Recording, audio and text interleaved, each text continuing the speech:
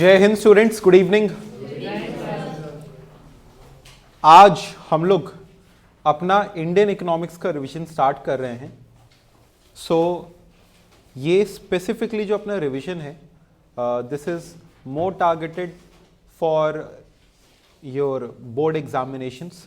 ठीक है, इसमें हम लोग बोर्ड एग्जामिनेशंस के पॉइंट ऑफ व्यू से अपनी सारी चीज़ों को रिवाइज करेंगे। CUET के पॉइंट ऑफ व्यू से ऑलरेडी हम लोग MCQs को डिस्कस करते रहते हैं, तो बीच में हमारे कुछ सेशंस वो MCQs के भी होंगे, but this class will be specifically targeted for your board exams. इसमें हम लोग हर एक दिन में एक चैप्टर कवर अप किया करेंगे, यानी daily will be covering up one chapter. आपके इंडियन इकोनॉमिक्स में CBSE की अगर बात करें तो you have 8 chapters in syllabus, right? कितने टोटल चैप्टर्स हैं आपके? 8। इसमें आपके कुछ 2 चैप्टर्स को हटा भी दिया गया था। आई होप यू नो कौन से 2 चैप्टर्स को हटा दिया गया है। एक पॉवर्टी हटा दिया गया है और एक इंफ्रास्ट्रक्चर वाला चैप्टर आपके सिलेबस में नहीं है। तो effectively you have 8 chapters in your syllabus. हम लोग डेली एक चैप्टर को रिवाइज किया करेंगे। अच्छा, इसके प्रिपरेशन का क्या तरीका होना चाहिए? How to prepare Indian economics for your board examinations. Indian economics is a theoretical subject और इसे पढ़ने का जो तरीका है वो बहुत ही स्पेसिफिक होना चाहिए। आपको इसे थ्योरी के पॉइंट ऑफ व्यू से ही पढ़ना है। बस इसमें जो सवाल आते हैं वो थोड़े डिफरेंट हैं। वो केस स्टडी बेस्ड भी क्वेश्चंस हो सकते हैं, रीजनिंग बेस्ड क्वेश्चंस हो सकते हैं, डेटा फैक्ट्स फिगर्स के ऊपर बेस्ड क्वेश्चंस भी हो सकते हैं। तो हमें कैसे करके पढ़ना है? हमें सबसे पहले अपने इन नोट्स के थ्रू, ये आपके साथ में रिविजनरी नोट्स शेयर किए गए हैं जो कि प्योरली बेस्ड ऑन NCERT हैं, यानी दीज नोट्स आर समवेयर और the other based on NCERT itself. तो ये आपके पास में नोट्स हैं। फिर इसके बाद आप देखेंगे हर एक चैप्टर के बाद हमने आपकी बुक में नोट्स के लिए एक पेज ब्लैंक रखा है। इसको ब्लैंक रखने के पीछे एक पर्पस है। वो पर्पस ये कि जब भी आप पढ़ाई करें, आपको जो भी फैक्ट्स एंड फिगर्स दिखाई दे रहे हैं, जैसे से फॉर एग्जाम्पल पढ़ने के दौरान आपको दिखाई दे रहा है कि occupational structure during the British rule was this much, agriculture 70 to 75%, manufacturing sector इतना, टर्शरी सेक्टर इतना। या फिर आपको से फॉर एग्जाम्पल इसमें दिखाई देगा कि जो फर्स्ट रेलवे है, यहाँ पे हमने लिखा नहीं है, बट बताइए जो फर्स्ट रेलवे थी वो कब स्टार्ट हुई थी? 1850। It was from Mumbai to Thane. तो वो एक फैक्ट हो गया। तो इस तरीके के जो छोटे छोटे फैक्ट्स हैं वो आप अलग से इन पेजेस को यूज करके लिख सकते हैं, ताकि जब आपका एग्जामिनेशन का समय आए आपको उसके लिए अलग से कुछ प्रिपरेशन न करनी पड़े। ठीक है, ये कर लेने के बाद आपकी तैयारी अभी खत्म नहीं होती है। फिर आपको क्या करना चाहिए? आप इसके प्रैक्टिस पेपर्स वाला सेक्शन ओपन करिए और इसके अंदर में एक चैप्टर के आपके पूरे के पूरे क्वेश्चन होंगे। हम लोग प्रैक्टिस करेंगे, आज करेंगे इसी वे में हम लोग प्रिपरेशन। तो आप उसके फिर पूरे के पूरे क्वेश्चंस को प्रैक्टिस करिए, उसकी थ्योरी को देखिए। लेकिन ये वो तैयारी है जो कि हम आपको करवाएंगे। क्या आपकी तैयारी यहां पे खत्म हो जाती है? नहीं। अब इसके बाद आपको क्या करना चाहिए?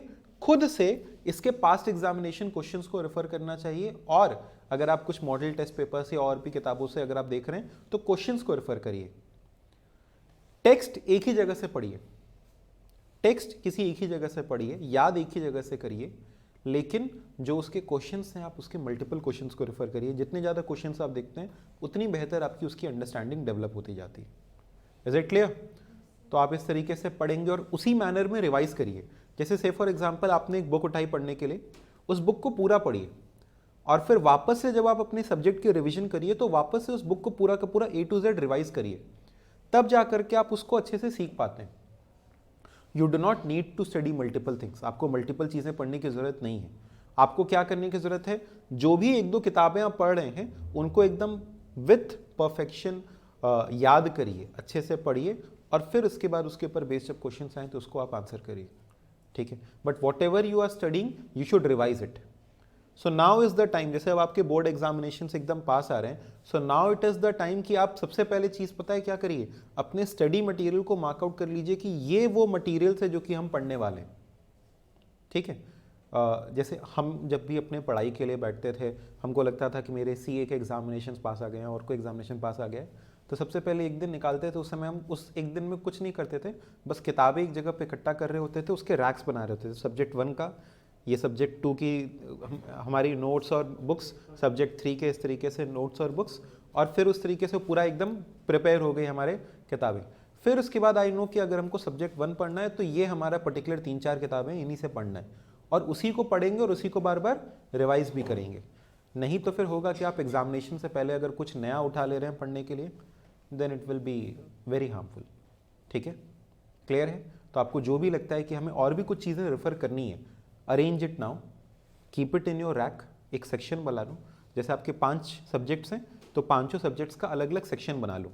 अपनी पढ़ाई की जो भी रैक होगी उसमें 5 सब्जेक्ट का अलग अलग सेक्शन बना लो, और ये डिफाइन कर लो कि इस सब्जेक्ट के लिए ये मेरी 3-4 2 किताबें हैं, कोई एक नोटबुक है, और फिर उसमें जब भी पढ़ो तो पूरा एक इकट्ठा पढ़ो और उसी तरीके से रिवाइज करो। It will help you a lot. Clear है ये बात? स्टार्ट किया जाए? आज इंडियन इकोनॉमिक्स का हम लोग पहला चैप्टर रिवाइज कर रहे हैं, which is Indian economy on the eve of independence. Everybody in the live section, please quickly write yes if you are ready.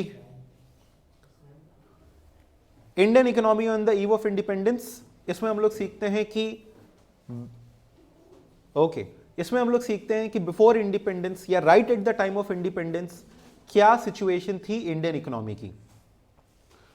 तो British rule lasted till 15th of August 1947. After that we were an independent nation, और पहले हम एक British colony के रूप में operate करते थे। ब्रिटिश कॉलोनी मतलब जो कि ब्रिटिश गवर्नमेंट के अंडर में आता है, वो उसे कॉलोनीज कहते थे। तो we were a British colony. तो उस समय क्या स्थिति थी हमारी इकोनॉमी की? स्थिति कुछ इस प्रकार थी। सबसे पहला, इंडियन इकोनॉमी में जो ग्रोथ होती थी वो काफी स्लो थी, and it was even less than 2% पर एनम। यानी जो ग्रोथ रेट थी वो क्या थी? Less than 2% per annum. जो पर कैपिटा आउटपुट था वो ग्रो करता था बाय अराउंड 0.5% पर एनम, यानी before independence. The reason for India's low economic growth rate, क्या कारण था कि इंडिया की इकोनॉमिक ग्रोथ रेट इतनी स्लो थी? इसके पीछे बहुत ढेर सारे रीजंस आपको बताए गए। सबसे पहले कहा गया कि हमारे यहां पे जो एग्रीकल्चर सेक्टर था वो बहुत अच्छा परफॉर्म नहीं कर रहा था। There was existence of zamindari system. कौन सा system? Zamindari system is a system जिसमें जो ब्रिटिशर्स थे वो एक जमींदार अपॉइंट करते थे, और वो जमींदार जो भी लैंड होता था उसके ऊपर में टैक्सेस कलेक्ट करता था। तो बताइए, लैंड के ऊपर में खेती कर रहा है कौन? किसान। उसके ऊपर टैक्सेस कौन ले रहा है? जमींदार। लेकिन उसका मालिक कौन है? ब्रिटिशर्स। तो इसमें कहा जाता है कि एक ऐसा सिस्टम है जिसमें ब्रिटिशर्स जमींदार को अपॉइंट करता था, जमींदार टैक्सेस कलेक्ट करता था, इररिस्पेक्टिव ऑफ द फैक्ट, चाहे उतनी खेती हुई या नहीं हुई, whether there was sufficient production और not, taxes were collected, taxes collect किए जाते थे। तो इससे लोगों की माइजरी और ज्यादा बढ़ गई, यानी उनका जो दुखाली थी वो और ज्यादा बढ़ गई, उनकी भुखमरी की सिचुएशन और ज्यादा बढ़ गई। The pursuance of discriminatory tariff policy, इसका मतलब हमारे यहां पर एक जो टैरिफ पॉलिसी थी, टैरिफ पॉलिसी मतलब समझ गए, जो इंपोर्ट एक्सपोर्ट के ऊपर लगने वाले टैक्सेस थे वो अलग थे। ठीक है, हम बहुत हेवी टैक्सेस लगाते थे उन गुड्स के ऊपर जो कि इंपोर्ट होते थे, और कम टैक्सेस लगाते थे उनके ऊपर जो कि एक्सपोर्ट होते थे। और वो भी हम देखते थे, अगर ब्रिटिशर्स के गुड हैं तो कम टैक्सेस, लेकिन और कहीं के गुड्स हैं तो हेवी टैक्सेस। तो there was a discriminatory tariff policy. Export के ऊपर कम इसलिए क्योंकि एक्सपोर्ट करके यहां से जो इंडिया से सामान जाता था वो ब्रिटिश के पास ही जाता था। Using agriculture merely as a cheap source of raw material without any investment in infrastructure such as irrigation facilities, यानी जो एग्रीकल्चर था उसको लोगों की नीड्स को पूरा करने के लिए इस्तेमाल ही नहीं किया गया, केवल उसको रॉ मटेरियल सप्लाई करने के लिए इस्तेमाल किया जाता था। Forced commercialisation of Indian agriculture, Indian agriculture को कमर्शियलाइज किया गया। कमर्शियलाइज करने का मतलब 2 प्रकार के क्रॉप्स होते हैं, एक होता है फूड क्रॉप और एक होता है कैश क्रॉप। बोले कौन कौन सा? फूड क्रॉप्स और कैश क्रॉप्स। कैश क्रॉप्स वो क्रॉप्स होते हैं जो कि कंज्यूमेबल नहीं होते हैं और वो फर्दर प्रोडक्शन के लिए इस्तेमाल किए जाते हैं, जैसे coffee, T, Indigo. Now Indigo is a colouring agent. Indigo क्या है? कलरिंग एजेंट है, और ये जो कैश क्रॉप है ये बहुत जल्दी सॉइल को डिप्लीट कर देता है, ये सॉइल की क्वालिटी को बहुत जल्दी डिप्लीट कर देता है, खराब कर देता है सॉइल को। तो इंडिगो फोर्स किया जाता था ग्रो करने के लिए, क्योंकि उस दौरान पे क्या होता था, उस समय इंडस्ट्रियल रिवोल्यूशन चल रहा था, और इंडस्ट्रियल रिवोल्यूशन के अंदर में प्रोडक्शन बड़ी तेजी से हो रहा है। अब प्रोडक्शन करने तो हमको कलरिंग एजेंट की जरूरत है, तो कलरिंग एजेंट वो कहाँ पे उगाते थे, इंडिया में। तो the farmers in India were forced to grow indigo which depleted the quality of land, उससे जो लैंड की क्वालिटी है वो खराब हो गई। High dependence on vagaries of monsoon, यानी मॉनसून के ऊपर हम पूरी तरीके से डिपेंडेंट थे, और अगर मॉनसून अच्छा नहीं होता था तो फिर इंडियन एग्रीकल्चर फेल कर जाता था। आज भी हम बहुत हद तक मॉनसून के ऊपर में डिपेंडेंट हैं। ब्लीक इंडस्ट्रियल ग्रोथ, यानी जो इंडस्ट्रियल ग्रोथ थी वो हमारे यहाँ पे बहुत अच्छी नहीं थी, बहुत कम इंडस्ट्रियल ग्रोथ थी। हमारे यहाँ पे बड़ी बड़ी इंडस्ट्रीज नहीं हुआ करती थी, हेवी इंडस्ट्रीज हमारे यहाँ पे बहुत कम थी। वो कुछ मात्र हेवी इंडस्ट्रीज में से एक जैसे था टिस्को, याद है आपने पढ़ा है टिस्को, टिस्को का पूरा नाम Tata iron and steel company. तो TISCO was one of the heavy industries जो कि एस्टैब्लिश था। हमारी हैंडीक्राफ्ट इंडस्ट्रीज को डिस्ट्रॉय कर दिया गया था। हैंडीक्राफ्ट इंडस्ट्री को डिस्ट्रॉय करने का पीछे रीजन ये कि यहाँ के जो गुड्स हैं, जो इंडियन गुड्स हैं, उनको लोग इस्तेमाल न करें, और जो ब्रिटेन मेड गुड्स हैं, जो ब्रिटिश गुड्स हैं, उनको यूज किया जाए। तो हैंडीक्राफ्ट्स इंडस्ट्री को डिस्ट्रॉय किया गया। इसके पीछे टू फोल्ड मोटिव था, वो हम लोग आगे पढ़ेंगे। फॉरेन ट्रेड पॉलिसी को रिस्ट्रिक्ट किया गया, यानी हमारा जो फॉरेन ट्रेड था, पहले कहा जाता है कि इंडिया वर्ल्ड ट्रेड का लगभग 24% कैरी करता था, यानी अराउंड 24% जो वर्ल्ड ट्रेड होता था वो किसके थ्रू होता था, इंडिया के थ्रू। लेकिन फिर उसको बहुत रिस्ट्रिक्ट कर दिया गया, स्पेसिफिकली टू ब्रिटेन, यानी अब हमारा ज्यादातर ट्रेड किसके साथ होने लगा था, ब्रिटेन के साथ, और इसी कारण ड्रेन ऑफ इंडियाज वेल्थ भी हुआ। तो ये बेसिकली आपको बताता है कि why there was a low level of economic development during the colonial rule. हम कह सकते हैं ये पूरे के पूरे चैप्टर की समरी थी। अब चलिए एक एक करके पढ़ते हैं फटाफट, come on fast, listen carefully. सबसे पहले इंडिया के अंदर में जिन्होंने एस्टिमेट किया था कि क्या पर कैपिटा इनकम है, वो थे Dadabhai Naoroji. Who estimated India's per capita income are Dadabhai Naoroji, William Digby, Findlay Shirras and VKRV Rao and RC Desai. तो Dadabhai Naoroji, VKRV Rao, RC Desai. Basically VKRV Rao का जो कंट्रीब्यूशन है वो काफी कंसिडरेबल माना जाता है। नेक्स्ट, एग्रीकल्चर सेक्टर उस दौरान कैसा था, आपको सब चीजें बताया जाएगा। एग्रीकल्चर सेक्टर कैसा था, इंडस्ट्रियल सेक्टर कैसा था, और हमारा ट्रेड कैसा था, यानी जो वर्ल्ड ट्रेड था, हमारी जो ट्रेडिंग की सिचुएशन थी, टर्शियरी सेक्टर भी कह सकते हो, वो कैसा था। तो एग्रीकल्चर सेक्टर उस दौरान कैसा था, कहा जाता है 85% of the population was dependent on agriculture. बोलो क्या, 85% of the population was dependent on agriculture.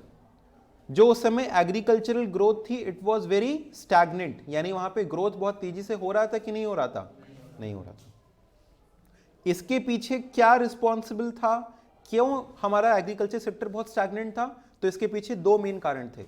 एक था लैंड सेटलमेंट सिस्टम और एक था commercialisation of agriculture. Land settlement system का मतलब क्या होता है, आप लोग बताइए, लैंड सेटलमेंट का मतलब क्या होता है। नहीं, जमींदारी नहीं होता लैंड सेटलमेंट। लैंड सेटलमेंट का मतलब क्या होता है, लैंड सेटलमेंट मतलब जिसके पास ज्यादा लैंड सीलिंग, लैंड छोटे-छोटे पार्ट्स में डिवाइडेड थी ना, और लैंड सीलिंग का भी उसमें कॉन्सेप्ट था। वो दूसरे चैप्टर में था।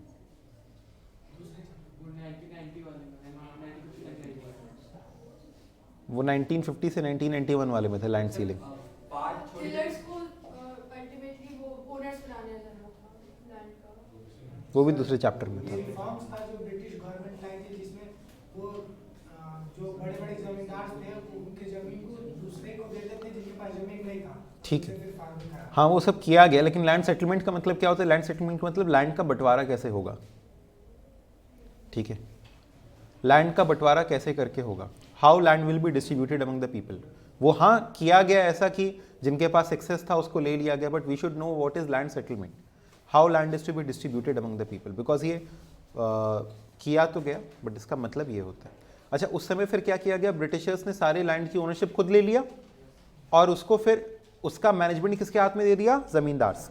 Now zamindars were responsible for collection of taxes, और फिर वो किसको पे कर देते थे, ब्रिटिशर्स को। तो बताइए इसके लिए जो दो मेन रिस्पॉन्सिबल फैक्टर्स थे वो कौन से थे, लैंड सेटलमेंट और commercialisation of agriculture.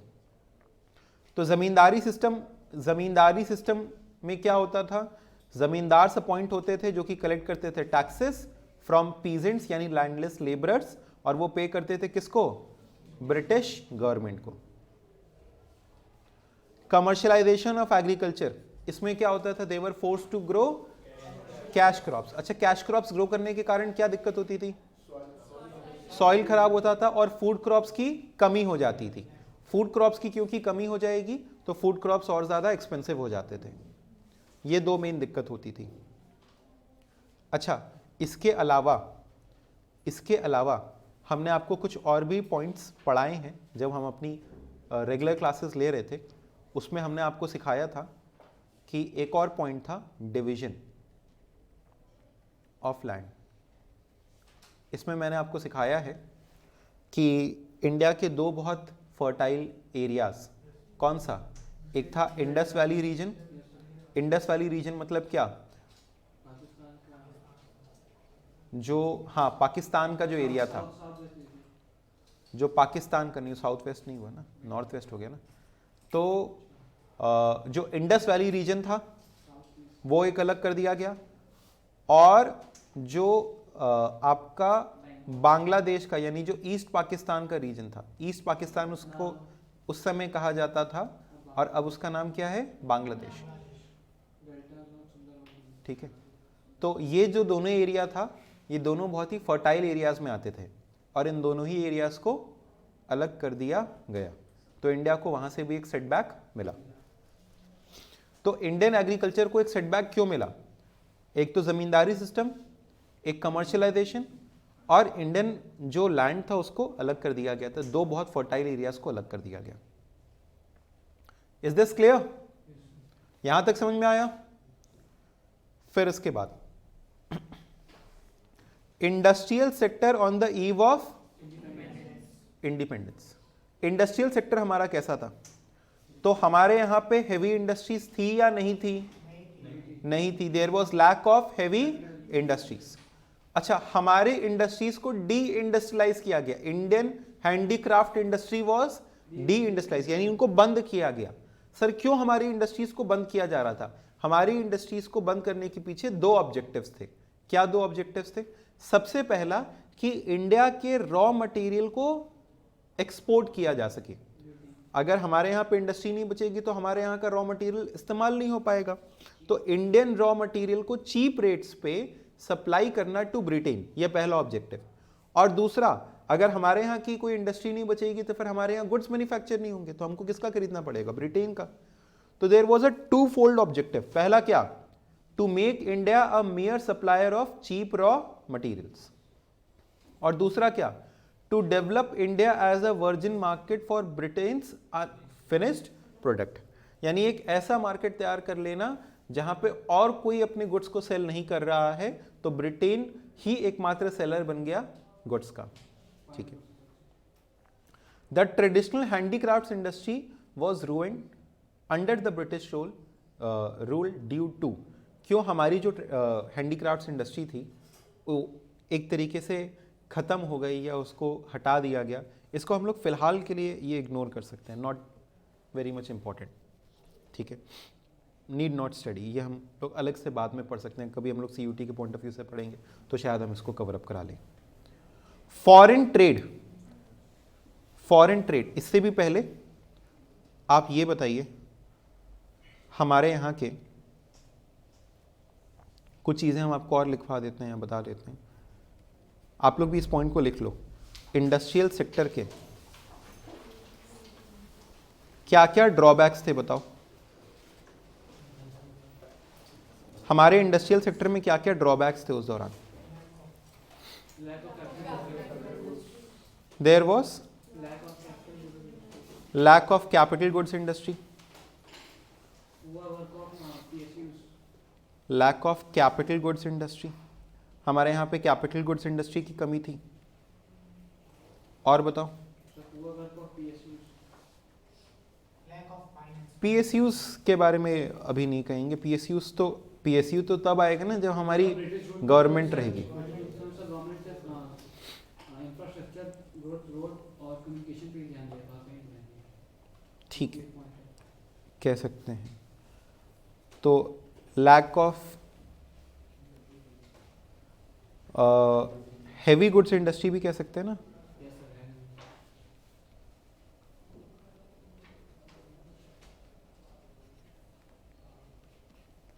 No participation by government,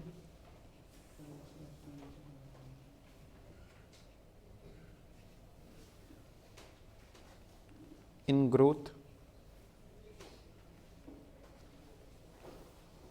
और क्या क्या दिक्कत नहीं थी बताइए।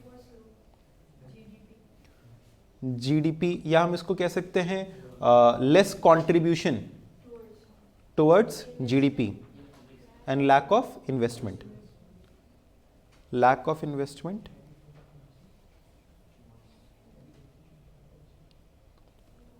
And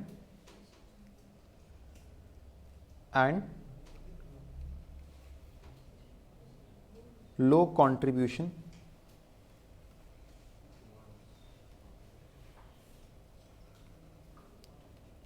to GDP of India।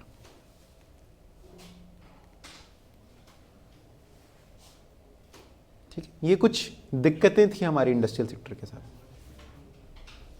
हमारे पास में हेवी गुड्स इंडस्ट्री नहीं थी, कैपिटल गुड्स इंडस्ट्री नहीं थी, गवर्नमेंट का कोई पार्टिसिपेशन नहीं था, इन्वेस्टमेंट बहुत कम था, और ये जीडीपी में भी बहुत कम कंट्रीब्यूट करता था। ठीक है, यहां तक। गवर्नमेंट का मतलब ब्रिटिशर्स। हाँ, गवर्नमेंट का मतलब वहाँ ब्रिटिशर्स। गवर्नमेंट का मतलब यहाँ पे, हाँ, हम कह सकते हैं ब्रिटिश गवर्नमेंट। ठीक है, चलिए आगे सुनिए। Foreign trade under the British rule. तो उस समय हमारा फॉरेन ट्रेड कैसा था, इसमें आपको एक पॉइंट याद रखना है।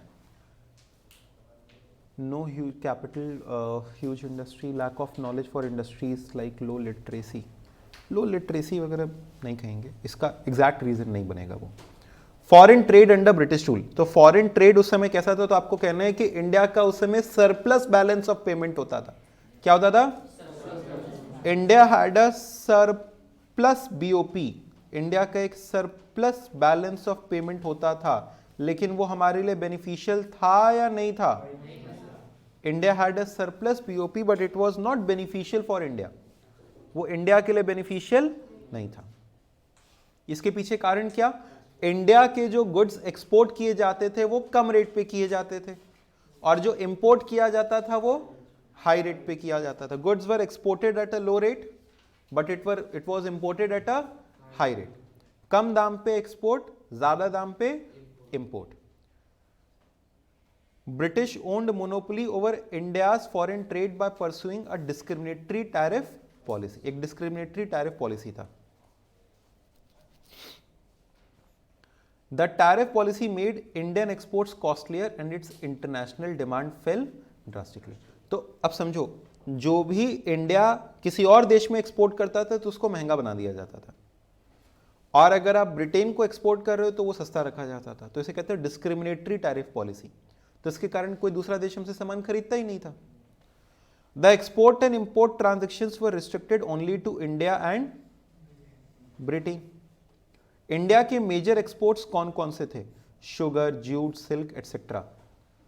एंड इंपोर्ट्स में क्या क्या था? Cotton, woollen clothes etcetera from Britain. तो आप देख सकते हो, हम वो गुड्स इंपोर्ट करते थे जिसके आज के समय में हम एक्सपोर्टर हैं। हम लोग कॉटन के एक्सपोर्टर हैं, वुलन क्लोथ्स के हम लोग एक्सपोर्टर हैं, और पहले ये सब क्या करते थे? इंपोर्ट करते थे। तो एक और पॉइंट है, यहां पे लिख लो, फॉरेन ट्रेड से जुड़ा हुआ एक और पॉइंट लिखो।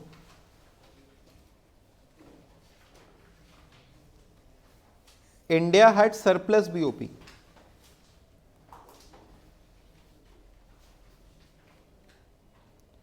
India had surplus BOP. But it was beneficial, it was not beneficial. It was not beneficial. वो beneficial नहीं था.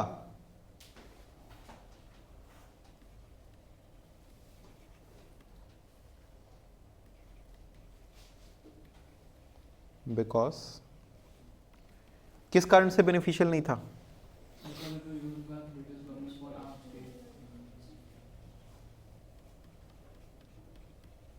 Exports were made at very low price and imports were made at high price. जो भी हमारा export and import था was restricted only to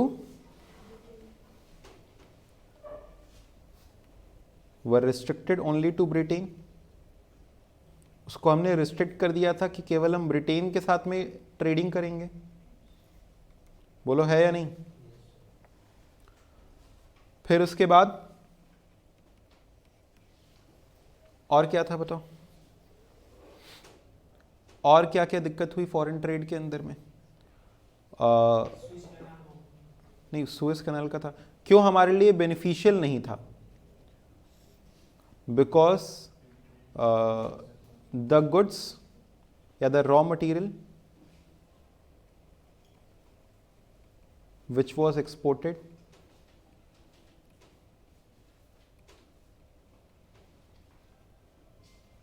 was required by whom? By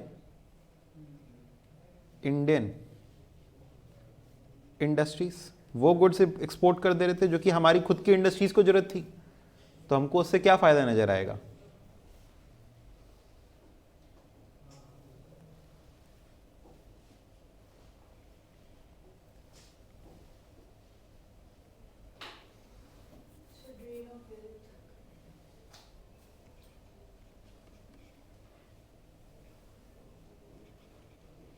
Overall, it led to India's drain of wealth.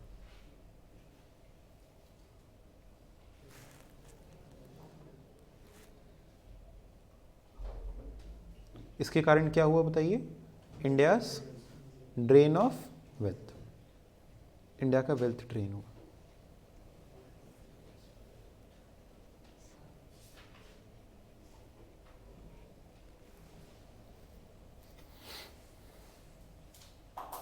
बोले यहां तक clear हो गया?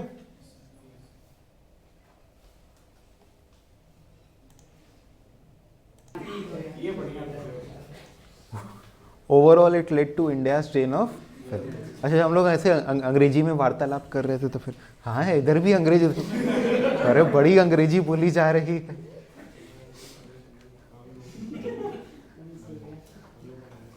आओ, overall it led to India's drain of wealth. ठीक है, ओके. तो ये हमारा किससे जुड़ा हुआ था? फॉरेन ट्रेड से.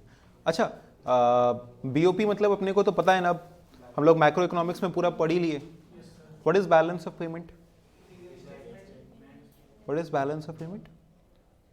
It is the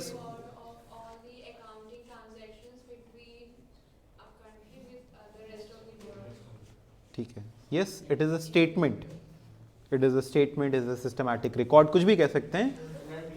Which records all the transactions, all the accounting transactions or the economic transactions between an economy and rest of the world. एक इकोनॉमी और रेस्ट ऑफ द वर्ल्ड के जो भी transactions होते हैं उनके record को कहते हैं बैलेंस ऑफ पेमेंट. इसमें एक होता है सरप्लस बीओपी. अगर हमारे पास ज़्यादा पैसे आए, यानी receipt of foreign exchange is greater than outflow, inflow ज़्यादा है आउटफ्लो से तो हम लोग उसे कहते हैं सरप्लस, है ना, और अगर उल्टा है तो डेफिसिट। तो हमारे पास सरप्लस था लेकिन फिर भी हमारे लिए फायदेमंद नहीं था।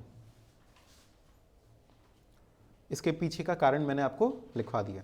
अच्छा, इसी में आपको पता होना चाहिए कि what is India's drain of wealth. बोलो, अगर तुमसे पूछा जाए what is India's drain of wealth तो क्या कहोगे? What is India's drain of wealth. अच्छा, हमने नोट्स में जो हमारे रेगुलर नोट्स हैं उसमें तो आपको लिखवाया है ना, तो इंडियाज ड्रेन ऑफ वेल्थ क्या होता है उसको भी आप साथ साथ में रेफर करना, ठीक है। तो इंडियाज ड्रेन ऑफ वेल्थ के अंदर में क्या था बताओ? इंडियाज ड्रेन ऑफ वेल्थ के अंदर में क्या था? हाँ, the surplus BOP was used by Britishers for maintaining their army, for maintaining their for fighting wars and for paying their officials in India, ठीक है। तो जो भी इंडिया के अंदर में पैसा था, जैसे देखो इंडियाज ड्रेन ऑफ वेल्थ अगर आपको डिफाइन करना हो कैसे करके आप एक्सप्लेन कर सकते हो। Heavy taxes were being imposed on Indians, heavy taxes were being imposed on Indians, and all these taxes which were collected from Indians were used for maintaining the British army. It was used to pay the British officials who resided in India. उनको पे किया जाता था, उन officials को पे किया जाता था जो कि इंडिया के अंदर में reside करते थे, and it was used for development of British offices या फिर for running the British offices in India. India के अंदर में ब्रिटिश ऑफिसेज को रन करने के लिए भी इस्तेमाल किया जाता था। तो therefore India's wealth gradually flew या फिर ग्रेजुअली ड्रेन्ड, फ्लू नहीं, ड्रेन्ड का मतलब बह के चला गया, it drained from India to Britain. This is called as India's drain of wealth. जो इंडिया से टैक्सेस कलेक्ट किए जाते थे उनको इस्तेमाल किया जाता था ब्रिटिश आर्मी मेंटेन करने के लिए, जो कि उस समय वर्ल्ड वॉर लड़ रही थी। उसका इस्तेमाल किया जाता था ब्रिटिश ऑफिशियल्स को पे करने के लिए जो कि इंडिया में रिसाइड कर रहे थे। उसका इस्तेमाल किया जाता था उनके ऑफिसेस को रन करने के लिए जो कि इंडिया में ऑपरेट करते थे। तो इस कारण से इंडिया की वेल्थ ग्रेजुअली इंडिया से ब्रिटेन में फ्लो किया, और इस पूरे के पूरे सिनेरियो को हम लोग कहते हैं India's drain of wealth.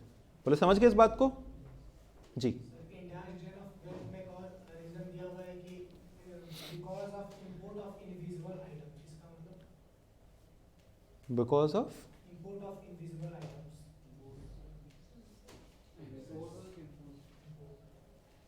Not very sure, ठीक है, एक बार हम देख लेते हैं, हो सकता है उसका कोई मीनिंग हो, लेकिन I am not very sure of this term.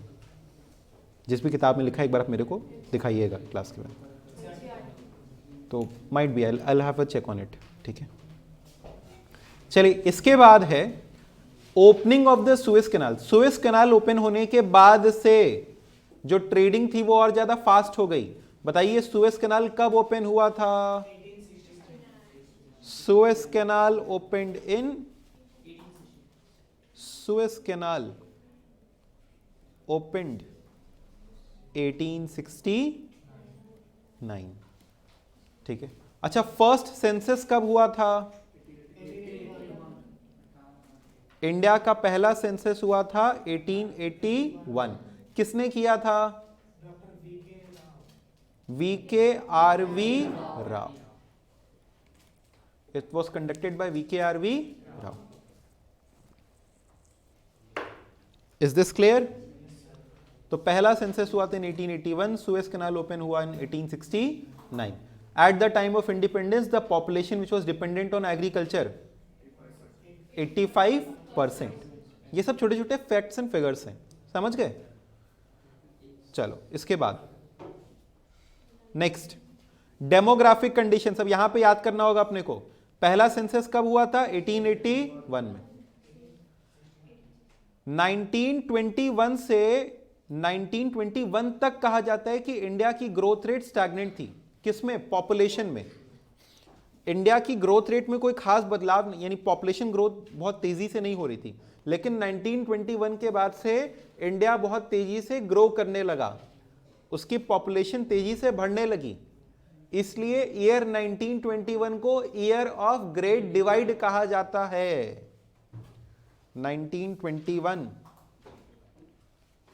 Year of great divide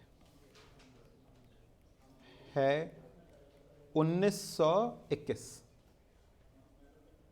ठीक है, 1921 is called as the year of great divide. ठीक, वापस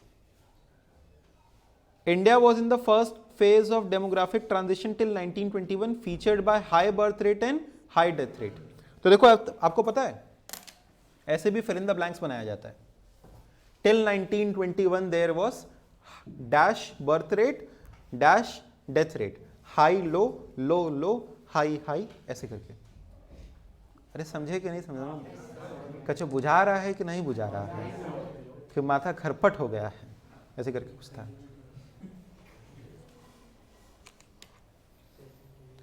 चलो, India was in the first phase till 1951। तो समय क्या था? High birth rate high death, जिंदा भी हो रहे थे मर भी रहे थे।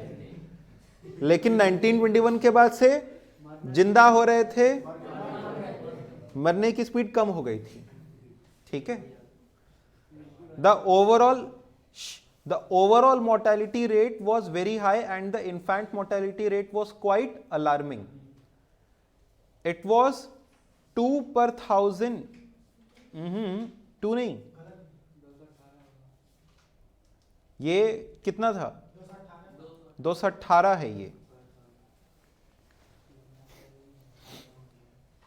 The infant mortality rate was quite alarming. It was 218 per 1000 in comparison to जो आज का है 63 per 1000 today। 63 भी नहीं होगा, ये 33 होगा। देखो हमारे पास में जो सेंसस का डेटा होता है ना, वही लेते हैं। और आखिरी सेंसस जो 2011 में हुआ था, अरे 2021 में सेंसस नहीं हुआ, कोविड के कारण टला हुआ है, ठीक। तो जो एक्चुअल एक डेटा हम लोग लेते हैं वो सेंसस का लेते हैं। अभी जब सेंसस का कुछ डेटा आ जाए तो फिर ठीक है। Life expectancy ratio was as low as 32 years. चलो फैक्ट्स बताओ एक एक करके। सुएज कैनाल कब ओपन हुआ? लाइफ एक्सपेक्टेंसी उस समय क्या थी? अरे हम उस समय सुएज कैनाल जब ओपन है तब की नहीं, on the eve of independence क्या था? 32 years was life expectancy. Year of great divide कौन सा है? 1921। इन्फेंट मोर्टेलिटी रेट उस समय क्या था? Eight the time of independence, खिलवाड़ नहीं करेंगे मेरे साथ, 218, ठीक है, वो था इन्फेंट मोर्टेलिटी। अच्छा, eight the time of independence या बिफोर 1921 जो बर्थ रेट था वो भी हाई था, डेथ रेट भी हाई था। ऑक्यूपेशनल स्ट्रक्चर, ये याद करना है आपको। देखो दो चीजें होती हैं, एक होता है स्ट्रक्चरल कंपोजिशन, एक होता है ऑक्यूपेशनल स्ट्रक्चर। बोलो स्ट्रक्चरल कंपोजिशन, ऐसा कोई टंग ट्विस्टर नहीं बोल दिए हैं। She sells, sea shells on the sea shore नहीं बोले हम आपसे।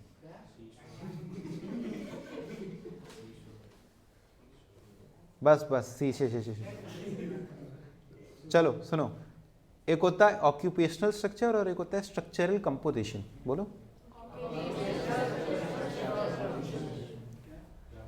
तो ऑक्यूपेशनल स्ट्रक्चर क्या होता है कि हमारे वर्कफोर्स में किस तरीके से हमारा वर्कफोर्स कैसे डिवाइडेड है in the different sectors of economy, primary, secondary and tertiary.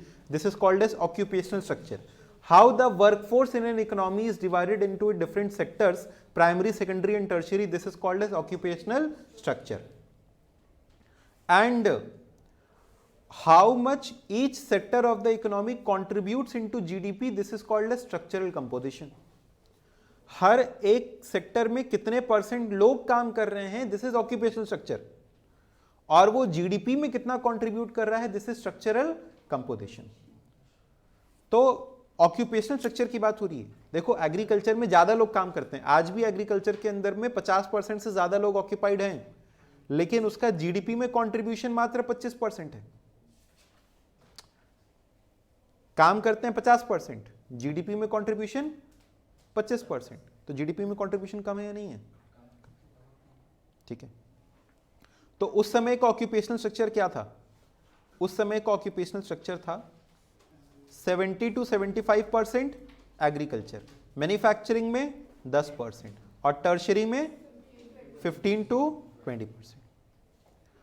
लेकिन कुछ स्टेट्स जैसे तमिलनाडु, आंध्र प्रदेश, बॉम्बे ने एक्सपीरियंस किया fall in workforce engaged in agriculture sector, यानी धीमे धीमे यहां पर डेवलपमेंट होना शुरू हो गया था। जब भी डेवलपमेंट होता है, जब भी डेवलपमेंट होता है, क्या आप पे लिख सकते हो? कुछ कुछ चीजें लिख रहे हो ना तुम लोग अपने हिसाब से, किताब की सुंदरता मत बनाते रहना, उसके अंदर में अपनी जो भी तुमको टेक्स्ट दिखाई दे, लगे कि हाँ ये हमारी समझ के लिए जरूरी है, उसमें लिखना, ठीक है?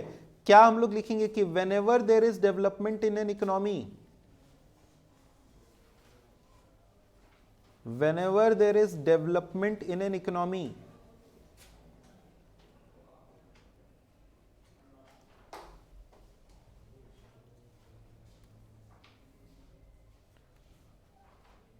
comma the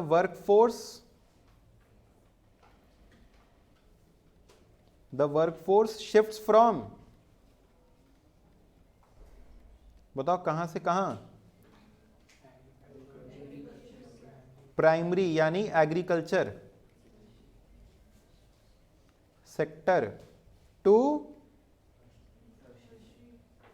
सेकेंडरी या tertiary.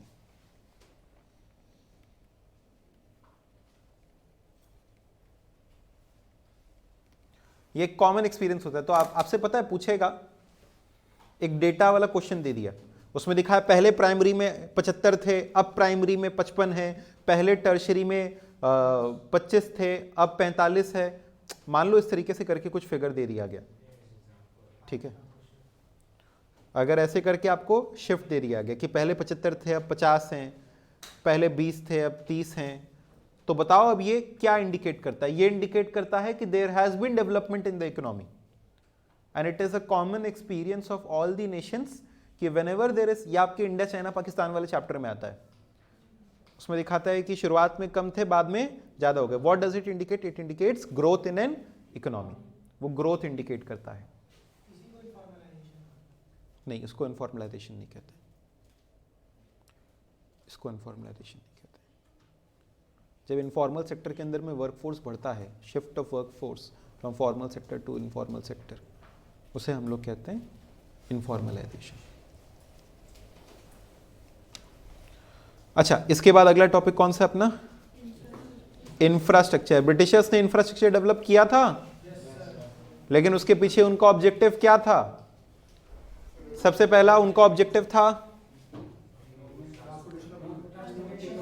Transportation of raw material from या within India to ports, and ports were developed so as to transport raw material from ports to Britain।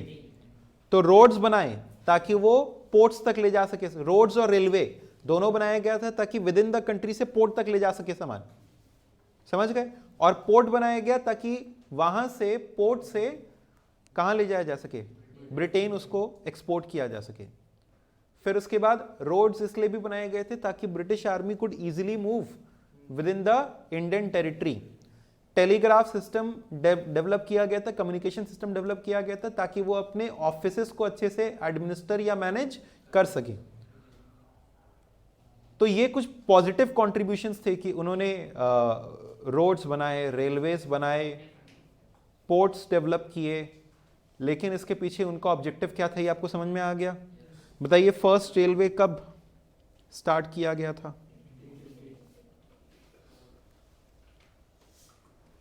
First railway साल?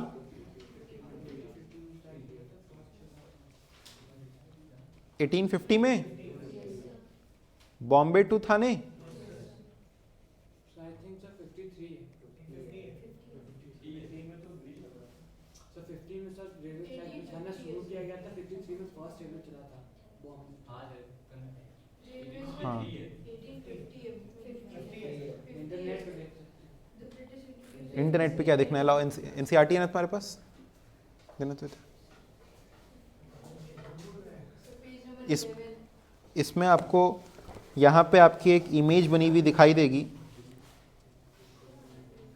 First railway bridge linking Bombay with Thane 1854।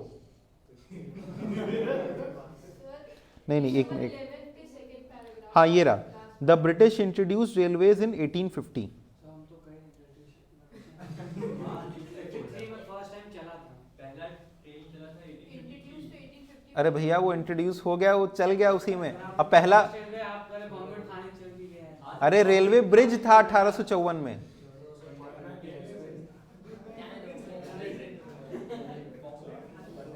अरे नालायकों, वंदे भारत। अच्छा लिख लो, railway bridge 1854। 54 कहाँ से आ गया? 53 है ना?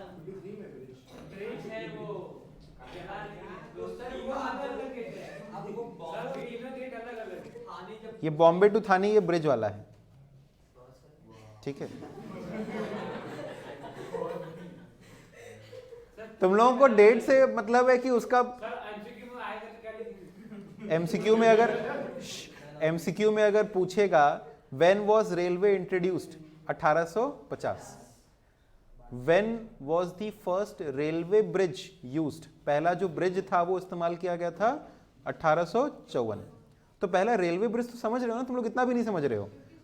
जो रेलवे ब्रिज सबसे पहले इस्तेमाल किया गया 1854 में किया गया, और जो रेलवे सबसे पहला चला था या इंट्रोड्यूस किया गया था 1850 में किया गया। बाकी और क्या करना है।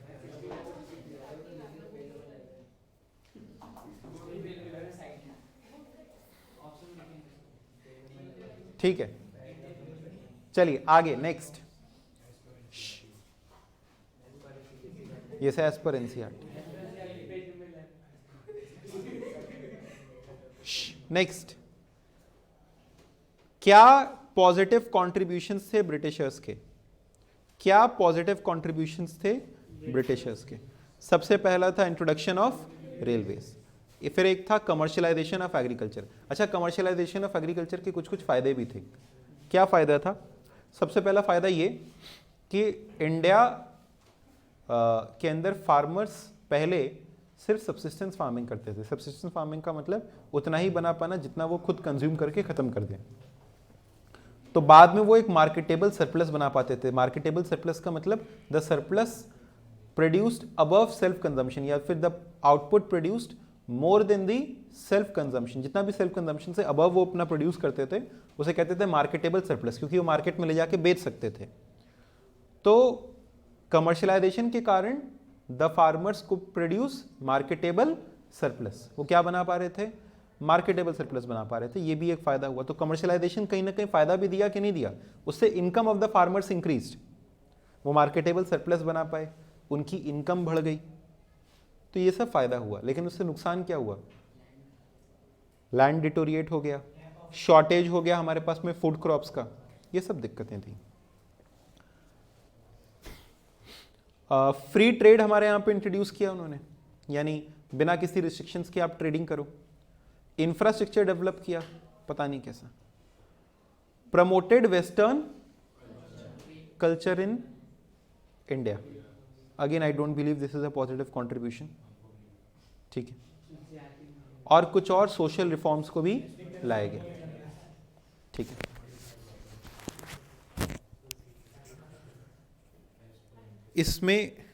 इसमें सिर्फ इतना ही था।